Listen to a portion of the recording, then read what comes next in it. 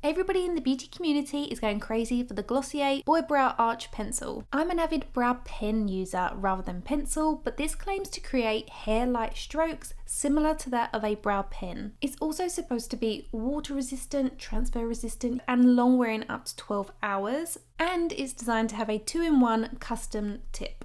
So again, with this, you are supposed to be able to create hair-like strokes, but also with the flat edge, you're able to fill in all and any sparse areas because it can cover more surface area. The tip itself looks so promising, however, I definitely encountered one major issue with this. Another innovation with this pencil that many lack is the ability to sharpen that tip. Innovation is probably a stretch of the imagination. It really is just a flat edge in order for you to rub the tip along and sharpen it. That being said, it has been thought about and it's there. So let's get started and try this pencil for ourselves.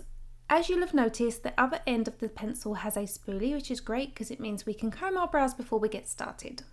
So the first initial response is not great. I always like to start at the very front of my brow to create hair-like strokes to make this area look a little bit fuller. But as you might be able to see if I zoom in, the pencil itself is crumbling. I am of course using a super light hand. I'm used to using a pen, and a light hand is a great way to achieve very light strokes at the front. But even with the lightest hand, I'm still encountering problems with the crumbling. So I'm going to continue, but again, this seems to be a reoccurring problem with the pencil. And the problem with that I have is that I feel like each time it crumbles, I have to reflatten that edge, which means I'm wasting a little bit more of the product. Now, I don't think this pencil would last me more than a week or 2 weeks. A pen lasts me a few months. After just one use, a significant amount, a few mil has already gone down on the length of the pencil. That's just through having to resharpen it. That's the negative. The positive is I really do like the colour choice, which is the cool brown. It's not as cool as my cool cookie shade from Urban Decay, which is my ride or die eyebrow pen, but it does match my natural eyebrow hair colour pretty well, and as you can see, we are able to achieve hair-like strokes. You can see here how the very tip kind of rolls up on itself. So in order to keep those clean, sharp strokes, I'm having to consistently sharpen the tip. This in itself takes much longer than just using my brow pen. After 1 or 2 uses of the pencil with a very light hand, that very tiny sharp nib rounds off, and that means you end up with slightly thicker strokes, which I'm less of a fan of. However, if you are using the flat side of this pencil to fill in your brows and you're only using the tip to create a very few hair strokes through the front or in just a few sparse areas to create some definition, you might get on perfectly well with this brow pencil. However, the majority of my brow is all about the hair stroke, therefore I'm having these issues. I have decided just to cut out the areas I'm having to consistently stop to resharpen this because I want you to also appreciate the result that comes with it. I'm not denying that this is a great idea for a brow pencil. I think the result is very beautiful. I just don't think the pencil would last me long enough to warrant buying another one. It's also taken me about 3 times longer to fill in my brows because of the sharpening.